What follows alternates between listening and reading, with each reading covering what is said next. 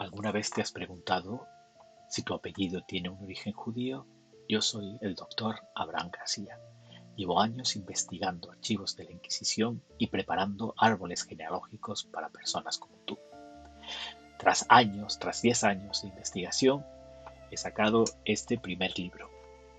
Libro de apellidos judíos y criptojudíos. Es una brújula para todos aquellos que estáis buscando vuestro pasado judío.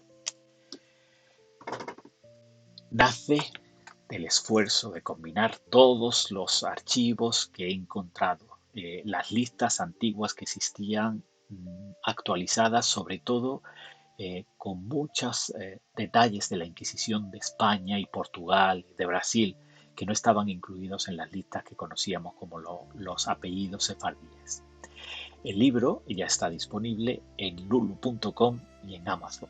Te dejo el link debajo de la descripción por si te interesa adquirirlo. Recuerda que detrás de tu apellido puede haber una historia muy interesante que todavía tienes que descubrir.